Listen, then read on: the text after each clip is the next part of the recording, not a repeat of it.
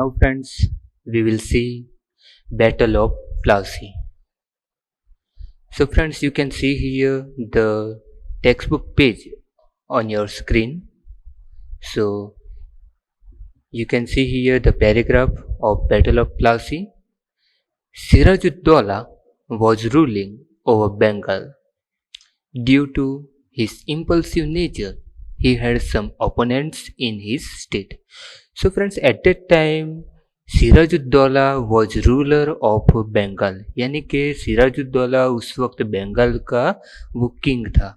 And due to his impulsive nature means without thinking any act, यानी कि उसका जो नेचर था वो नेचर ऐसा था कि कुछ भी करने से पहले वो सोचता कम था. And due to this nature he had some opponents in his state, यानी कि इसके ऐसे नेचर से उनके खुद के स्टेट में उसके कुछ ओपोनेंट्स भी थे, यानी कि कुछ उसके विरोधी थे.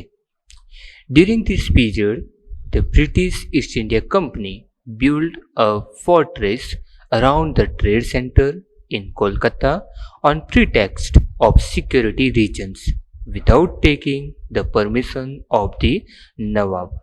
And during his period, British East India Company had established or constructed some fortress around the trade center in Kolkata. And this fortress was constructed under the pretext of security reasons, and this fortress were constructed without permission of Nawab, means Sirajuddaulah. यानी कि उनके वक्त में British East India company ने कोलकाता में कुछ fortress यानी कि कुछ किले बंधवाए थे, और वो भी कलकत्ता में. और वो जब फोर्ट्रेस बनवाए थे तो वो सिक्योरिटी रीजन के कारण बनवाए थे, मगर वो जो फोर्ट्रेस थे, वो जो किले थे, वो बनाने के लिए नवाब की परमिशन ली नहीं गई थी. But Nawab Sirajuddaulah destroyed the fortress, and that's why Nawab Siraj-ud-Daulah had destroyed this fortress, because this fortress were constructed without permission him. यानी कि ये फोर्ट्रेस को नवाब सिराजुद्दौला ने तोड़ दिए थे, उसको डिस्ट्रॉय कर दिए थे. क्यों? क्योंकि वो सब ब्रिटिश ईस्ट इंडिया कंपनी ने नवाब की परमिशन के बिना ही बना दिए थे. When this news reached Madras, nowadays known as Chennai, a small army of the company led by Robert Clive, and this news was reached in Madras, nowadays known as Chennai. यानी कि ये news जब मद्रास पहुंच गए, यानी कि चेन्नई पहुंच गए, कि जो हाल में चेन्नई के नाम से जाने जाते हैं, तो उस वक्त रॉबर्ट क्लाइव अपनी छोटी सी जो आर्मी की कंपनी है, छोटी सी आर्मी का जो ग्रुप है, वो लेकर वो बंगाल आ पहुंचे. Robert Clive reach Bengal in order to help the Kolkata trade centre, यानी कि रॉबर्ट क्लाइव अपनी छोटी सी आर्मी को लेकर वो कोलकाता आ पहुंचे. Next paragraph.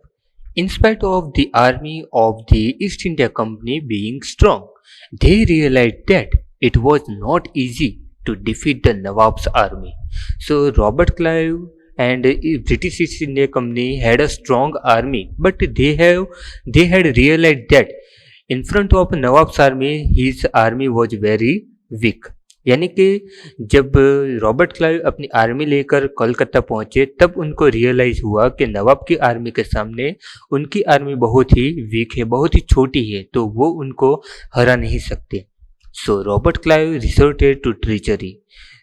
So here Robert Clive had arranged to plan to defeat Nawab of Bengal. यानी कि रॉबर्ट क्लाइव को इतना तो पता चल गया है कि वो अब नवाब को हरा नहीं सकते, तो उन्होंने कोई एक ऐसी एक्टिविटी की, एक ऐसा प्लान किया कि जिसमें उसने ट्रिचरी का उपयोग किया है. ट्रिचरी यानी कि किसी के पास चीटिंग करना.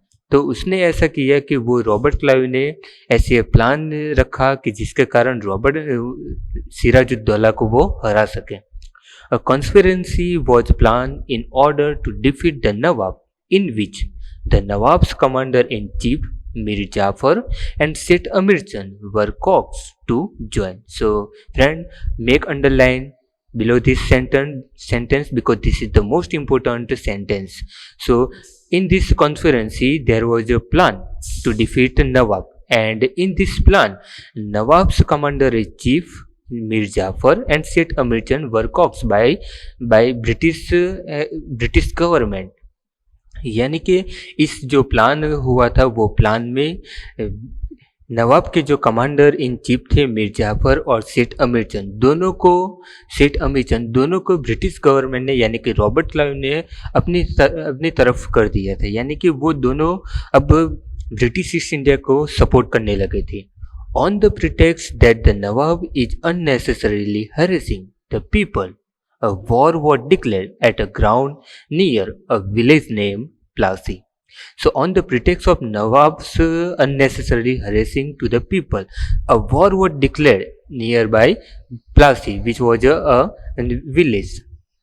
यानी कि नवाब की अननेसेसरली हरेसिंग जो करते हैं पीपल की, उसके एक कारण रखकर जो प्लासी का जो विलेज है वो प्लासी विलेज में वो वॉर जो है वो वॉर को डिक्लेयर कर दिया गया था। Now friends, there are given two important points regarding a Plassey village. So the Battle of Plassey was fought on 23rd June 1757 AD. यानी कि जो बैटल ऑफ प्लासी का जो वॉर है वो वॉर 23rd जून को 1757 में हुआ था। The battlefield of Plassey is situated 838 km from Murshidabad in West Bengal state. यानी कि जो प्लासी का जो बैटलफील्ड है वो बैटलफील्ड मुर्शिदाबाद के जो वेस्ट बंगाल है, तो मुर्शिदाबाद से 38 किलोमीटर की दूरी पर है। Now friend we will see third paragraph of battle of Plassey. According to the plan, Mir Jafar lost the battle, Sirajuddaulah was defeated. So according to this plan, Mir Jafar lost this battle. यानी कि जैसे plan British East India company ने रखा था, जैसे plan Robert Clive ने रखा था, उसी तरह मीर जाफर के जो सिराजुद्दौला का कमांडर इन चीफ था, तो वो जानबूझकर ये बैटल ऑफ प्लासी में हार गया और इनकी हार से ही सिराजुद्दौला की भी हार हो गई थी। Due to Robert Clive's treachery, the battle of Plassey ended in just half a day. यानी कि रॉबर्ट क्लाइव की इस ट्रीचरी के कारण, इस प्लान के कारण बैटल ऑफ प्लासी सिर्फ आधे दिन में ही फिनिश हो गया था। The company as a result got a free hold over 24 Parganas and due to in this victory company had got rule on 24 Parganas. यानी कि बैटल ऑफ प्लासी में ब्रिटिश ईस्ट इंडिया कंपनी की जीत हुई थी और ये जीत के कारण कंपनी को अब 24 परगना जो थे तो वो उनके अंडर में आ गए थे। Mir Jafar was made the Nawab of Bengal. यानी कि मीर जाफर को अब बंगाल का नवाब बना दिया गया था। यानी कि रॉबर्ट क्लाइव ने मीर जाफर को अपनी तरफ कर दिया था और इसके कारण मीर जाफर जानबूझकर इस युद्ध में हार गया था और इसके रिवॉर्ड के रूप में मीर जाफर को अब बंगाल का नवाब बना दिया गया था। Thus, the foundation of the company's rule in India was laid with the Battle of Plassey in 1757. In this way, the foundation of the company rule become a deep root in battle due to Battle of Plassey in 1757. यानी कि company का जो rule है वो company का rule की जो foundation हुई थी, उनके जो मूल जो स्प्रेड हुए थे वो बैटल ऑफ प्लासी के कारण हुए थे कि जो 1757 में हुए थे। यानी कि ये जो बैटल हुआ था वो बैटल के कारण इंडिया में ब्रिटिश एम्पायर बहुत स्ट्रॉन्ग तरह से वो स्प्रेड हो चुका था। Now friends we will see battle of Buxar. The Britishers made Mir Jafar the Nawab of Bengal and under different pretexts tried to extract plenty of wealth from him. So now Mir Jafar was a Nawab of Bengal and under the different pretexts British East India Company extracted plenty of wealth from him. यानी कि अब बंगाल का जो नवाब था वो नवाब मीर जाफर था और मीर जाफर जब नवाब थे तो उस वक्त ब्रिटिश ईस्ट इंडिया कंपनी उनके पास से बहुत सारी जो वेल्थ है यानी कि जो मिल्कत है वो मिल्कत वेल्थ उनसे वसूलती थी, यानी कि उनसे लेती थी और वो भी अलग अलग रीजन देकर।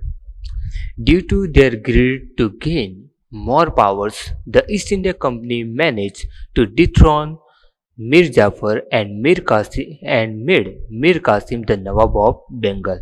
And after, due to more greed of British East India Company managed to dethrone to Mir Jafar, यानी कि जब ब्रिटिश ईस्ट इंडिया कंपनी की जो ग्रीड थी वो ग्रीड ज़्यादा बढ़ गई, तो उस वक्त ब्रिटिश ईस्ट इंडिया कंपनी ने क्या किया, तो मीर जाफर को जो नवाब से हटाकर मीर कासिम को बंगाल का नवाब बना दिया था। Mir Qasim proved to be more ambitious than Mir Jafar and thus became a threat for the company.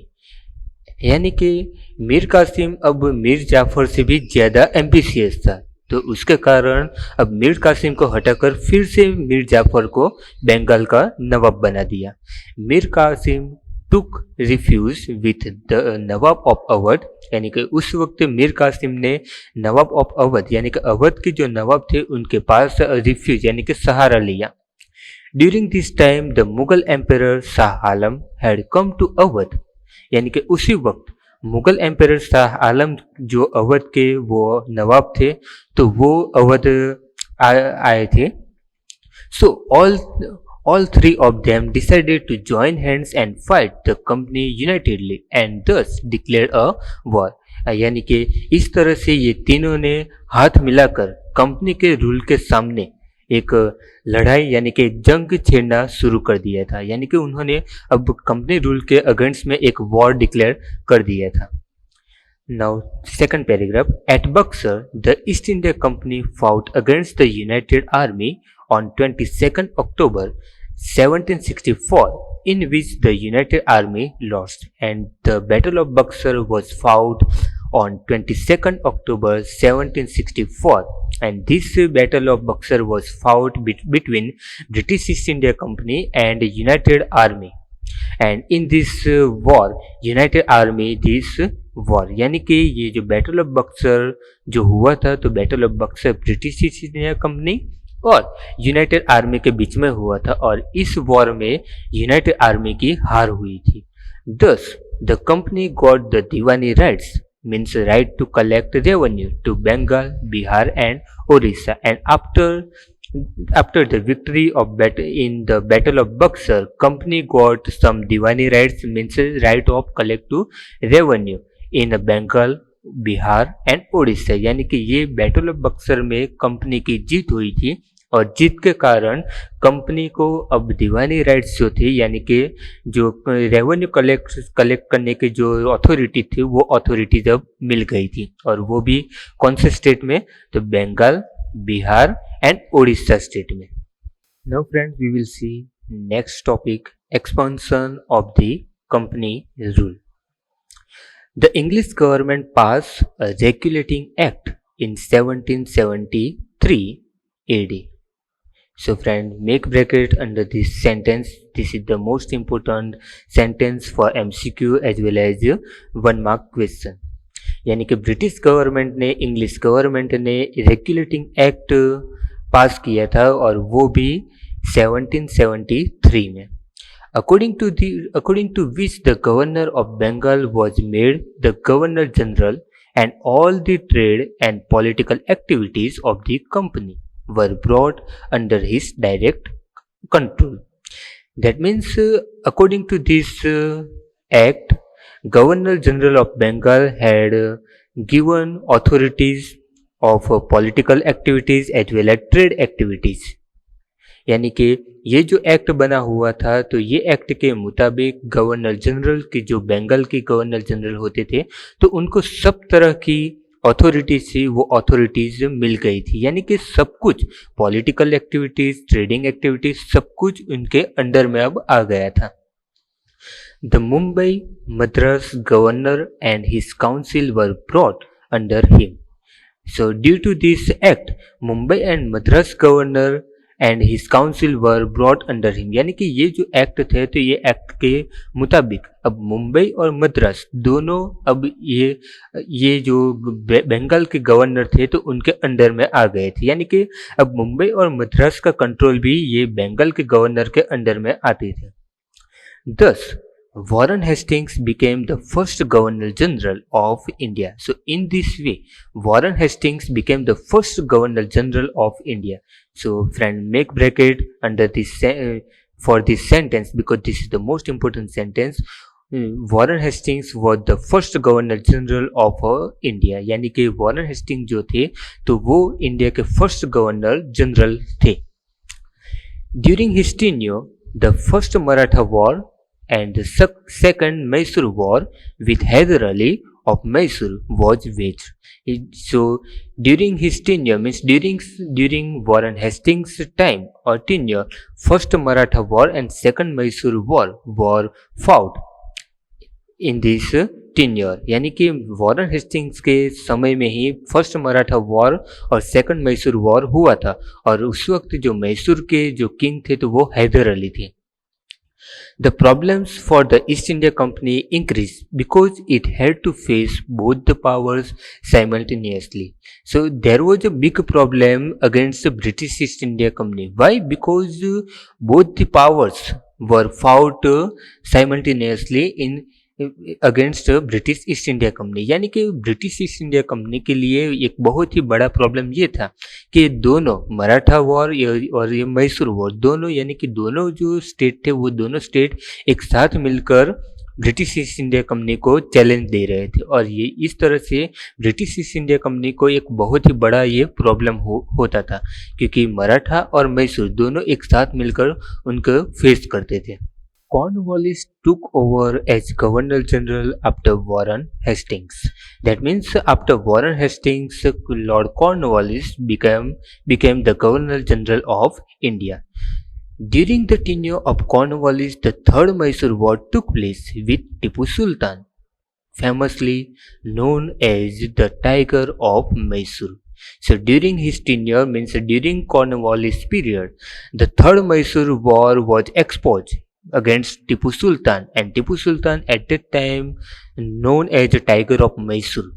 यानी कि कॉर्नवालिस के पीरियड के दरमियान थर्ड मैसूर वॉर शुरू हो चुका था और उस वक्त मैसूर के जो किंग थे वो टिपू सुल्तान थे और उस वक्त टिपू सुल्तान जो थे तो वो टाइगर ऑफ मैसूर के नेम से जाने जाते थे. The company had to join hands with the Marathas and the Nizam to defeat the Tipu Sultan. So at that time company had realized to join hands with Marathas and Nizam to defeat Tipu Sultan because at that time Tipu Sultan was a great warrior. यानी कि company को अब इतना तो realise हो चुका था कि टिपू सुल्तान के सामने अगर लड़ना है और उनको हराना है तो मराठा और निजाम दोनों के साथ हाथ मिलाना होगा और उन्होंने यही किया कि उन्होंने मराठा और निजाम दोनों के साथ हाथ मिलाकर टिपू सुल्तान के सामने अब वॉर डिक्लेयर कर चुका था. Tipu could not win against the combined forces and had to accept the treaty. So, due to this combined forces, Tipu Sultan could not win against this war, and he had to join or accept this treaty. यानी कि अब टिपू सुल्तान ये तीनों जो forces थे वो तीनों forces को सामना नहीं कर सकते थे और उसी कारण मजबूरी में आकर उन्होंने ये जो ट्रीटी थी वो ट्रीटी को एक्सेप्ट कर दिया था. यानी कि टिपू सुल्तान वो एक ऐसे किंग थे कि जिसको हराने के लिए कंपनी रूल को यानी कि कंपनी गवर्नमेंट को मराठा और निजाम दोनों का साथ लेना पड़ा था और बाद में टिपू सुल्तान उसमें मजबूरी में आकर ये ट्रीटी उन्होंने एक्सेप्ट करनी पड़ी थी. Now friends we will see page number 6, the first paragraph. After Cornwallis, Sir John Shore became the Governor General. So after Cornwallis, Sir John Shore became the Governor General of our country. Due to some rigid policies adopted by him, the East India Company's fame declined and the Marathas became stronger. So Sir John Shore was very strict and he had joined his rigid policies and he had adopted rigid policies. यानी कि sir John sure जो थे तो वो बहुत ही strict थे और उनकी जो पॉलिसी थी वो पॉलिसी को ही वो मानते थे और उसी कारण जो ब्रिटिश ईस्ट इंडिया कंपनी की जो फेम थी, यानी कि उनकी जो रेप्यूटेशन थी, वो रेप्यूटेशन अब डिक्रीज होने लगी थी, डिक्लाइन होने लगी थी। और इसका जो फायदा था वो एडवांटेज अब मराठा को मिलने लगा था, और मराठा उस वक्त धीरे धीरे स्ट्रॉन्गर बनने लगे थे। So governor general Wellesley who came after John Saw got the responsibility of making the company supreme in India. So after Governor Sir John Saw, Governor General Wellesley became the Governor General of India, and he had take all the responsibility to make a company a supreme in our country. यानी कि sir John sorry के बाद governor general Wellesley ने ये सब responsibility ली थी, और उसने ये भी रिस्पॉन्सिबिलिटी ली थी कि इंडिया में वो कुछ भी कर कंपनी के जो रूल है वो रूल को अब सुप्रीम करेंगे, यानी कि सबसे पावरफुल करेंगे। For this Wellesley introduced the subsidiary alliance system, and in this way Wellesley had introduced first time subsidiary alliance system in our country. यानी कि इस तरह से लॉर्ड वेलेस्ली ने हमारी कंट्री में सब्सिडरी अलायंस सिस्टम जो थी, तो वो सब्सिडरी अलायंस सिस्टम को इंट्रोड्यूस करवाई थी।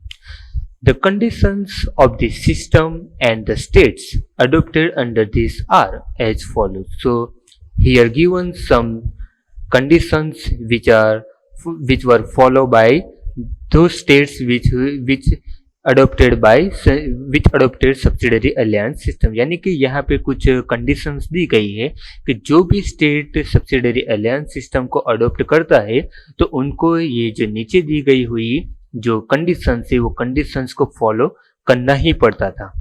Now friends, we will see terms and conditions of subsidiary alliance system.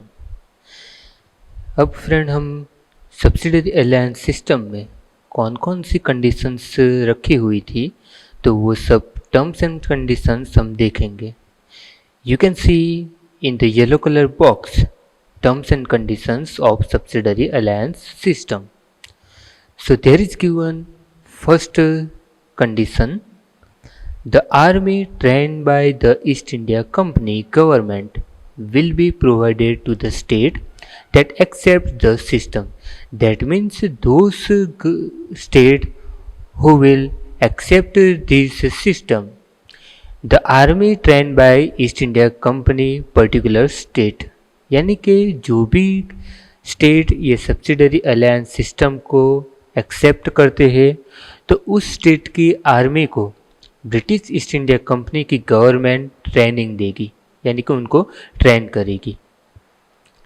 Second condition, in return the state accepting the system will provide for the army और give away provinces with equivalent income to the British.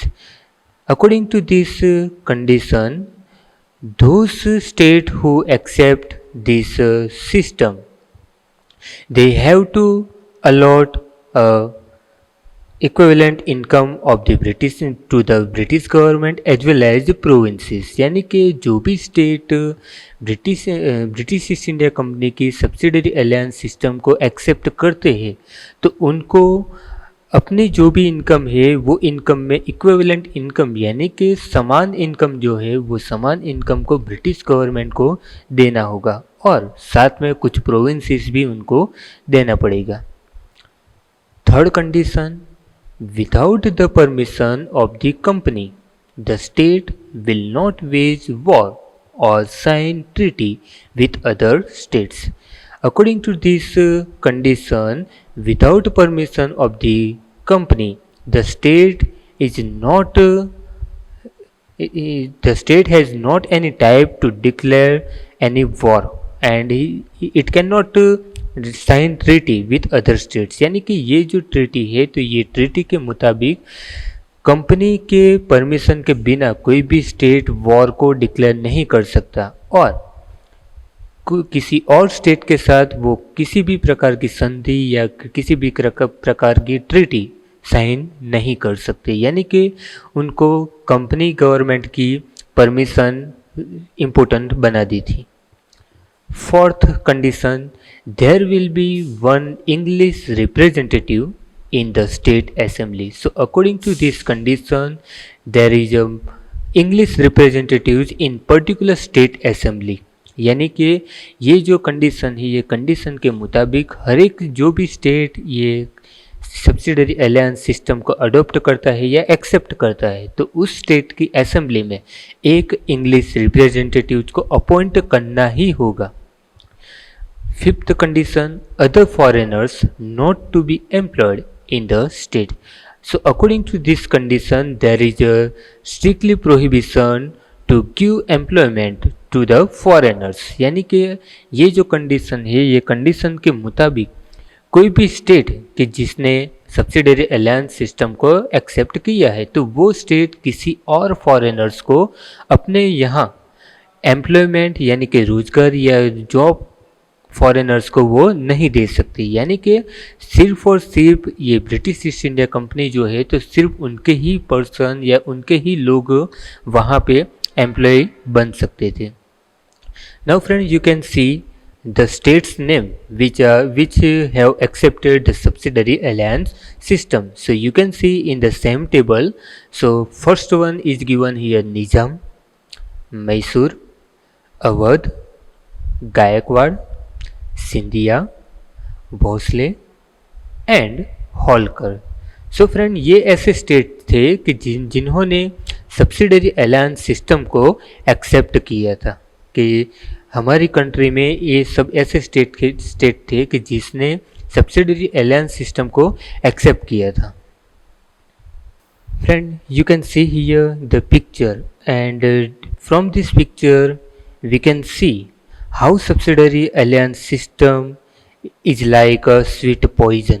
यानी कि ये जो picture है, ये picture से हमें पता चल सकता है कि सब्सिडरी अलायंस सिस्टम जो है, तो वो सब्सिडरी अलायंस सिस्टम वो कैसे इंडियन स्टेट के लिए एक स्वीट पॉइजन बन चुका था. क्योंकि पूरी जो कंट्रोल था, पूरा जो एडमिनिस्ट्रेशन का कंट्रोल था, वो सब अब ब्रिटिश ईस्ट इंडिया कंपनी के अंडर में आ चुका था. So now we will see the paragraph. This system was like sweet poison. So friend, if you have textbook, so make bracket there. So this system was like a sweet poison. यानी कि ये जो system है, वो system एक sweet poison की तरह थी. By implementing this system, Wellesley annexed many provinces and expanded the rule of the East India Company. So after implementing this system, Wellesley had annexed many provinces and expanded their rule in our country. And he had also expanded British East India Company's empire. यानी कि ये जो Wellesley थे, Lord Wellesley, के जिन्होंने ये subsidiary alliance system को first time India में इंट्रोड्यूस करवाया था. तो ये सिस्टम से उन्होंने हमारे इंडिया में बहुत सारे ऐसे प्रोविंसेस थे, बहुत सारे ऐसे रीजन थे कि जहाँ पे ईस्ट इंडिया कंपनी का जो एरियाज थे, वो एरियाज बढ़ा दिए थे. Governor general Wellesley asked Tipu Sultan to accept the subsidiary alliance system which he refused. So Lord Governor General Wellesley had asked to Tipu Sultan to accept this subsidiary alliance system, but Tipu Sultan had refused his proposal. यानी कि इस Lord Wellesley ने टीपू सुल्तान को भी ये subsidiary alliance system को accept करने की जो प्रपोजल है, वो प्रपोजल रखा था, मगर टीपू सुल्तान ने उसको रिफ्यूज़ कर दिया था. For declining the alliance system, the company with support from the Nizam attacked Mysore in 1799. That means due to the declining of alliance system, यानी कि alliance system की जो डिक्लाइन होने लगी थी, उनकी जो रेपुटेशन है, वो रेपुटेशन कम होने लगी थी, उसके कारण उन्होंने निजाम का सपोर्ट लेकर मैसूर के ऊपर 1799 में अटैक कर दिया.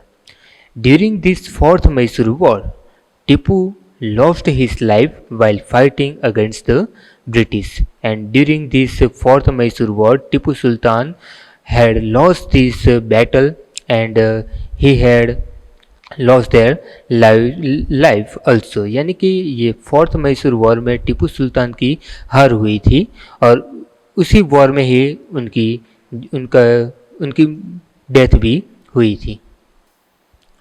Next paragraph, after Wellesley Hastings came to India as Governor General. So after Lord Governor General Wellesley, Hastings became the Governor General of India.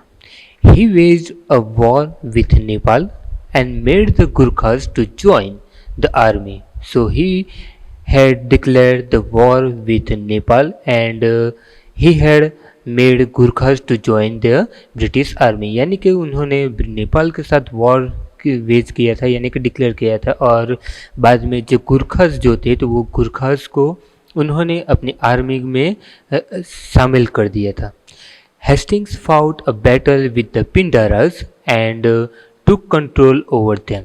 With the third Maratha war the supremacy of the company was established. So Hastings had also fought battle with Pindaris and they had also controlled these regions, and due to in third Maratha war the supremacy of company rule was established in our country। और इस तरह से third Maratha war के कारण company की जो supremacy है वो सुप्रीमेसी अब हमारी कंट्री में पूरी तरह से एस्टेब्लिश हो चुकी थी। Next paragraph, in comparison to the earlier governor generals William Bentinck is known as a liberal governor general। So friends, here this is the most important point, so make bracket, William Bentinck is known as a liberal governor general other than other governor general, यानी कि William Bentinck वो एक liberal governor general साबित हुए थे क्योंकि वो दूसरे गवर्नर जनरल से कुछ अच्छी तरह से काम करते थे। Bentinck believe that the dissatisfaction in different states due to the imperialist policy adopted by the previous governor generals could not bring about any unity. So there was one belief of Bentinck, and he believed that the dissatisfaction of different states and imperialist policy was most dangerous for the British government and to make a unity amongst country's people। यानी कि William Bentinck जो थे, William Bentinck ऐसा मानते थे कि जो dissatisfaction जो अलग अलग स्टेट में हुआ था और ब्रिटिश गवर्नमेंट की इंपेरियलिस्ट पॉलिसी जो थी, तो उसके कारण कंट्री में जो एक यूनिटी बनी रहनी चाहिए तो वो कंट्री के यूनिटी के लिए वो एक खतरा था। तो विलियम बेंटिंक उसको नाबूद करना चाहते थे, उनको रिड्यूस करना चाहते थे। So he was very liberal in his deeds, और इस तरह से वो अपने हर एक काम में वो एक लिबरल गवर्नर जनरल साबित हुए थे, यानी कि वो सबका सोचकर आगे बढ़ने वाले थे, यानी कि वो इंडियन पीपल का भी सोचते थे और खुद की government British East India company का भी वो सोचते थे। Dalhousie came to India as the governor general in 1848। So friend, make bracket for this sentence, this is the most important sentence। Dalhousie came to India as the Governor General in 1848 after William Bentinck, यानी कि William Bentinck के बाद जो governor general आए थे तो वो Dalhousie आए थे और वो 1848 में आए थे। He was a fierce imperialist, यानी कि वो एक फियर्स इम्पेरियलिस्ट थी, यानी कि उनकी जो पॉलिसी थी वो पॉलिसी एक इम्पेरियलिस्ट पॉलिसी, यानी कि वो अपना जो एरिया है वो एरियाज को बढ़ाने वाली एक पॉलिसी रखते थे। Dalhousie adopted the policy of annexation for the expansion of the company and British imperialism in India. So Dalhousie adopted the policy of annexation for the expansion of company rule and imperial and areas in our country, यानी कि Dalhousie ने annexation की जो policy है वो policy को introduce करवाया था, और वो भी कंपनी का जो रूल है वो रूल को बढ़ावा देने के लिए। जैसे वेलेस्ली ने सब्सिडरी अलायंस सिस्टम को इंट्रोड्यूस करवाया था, तो वैसे ही लॉर्ड डेलहाउसी ने, गवर्नर जनरल डेलहाउसी ने पॉलिसी ऑफ एनेक्सेशन जो है तो वो इंट्रोड्यूस करवाई थी। तो और उनका भी जो मकसद है, उनका जो गोल था, तो वो गोल भी यही था कि किसी भी तरह से इंडिया में ब्रिटिश एम्पायर को थोड़ा और बढ़ा कर रख देना।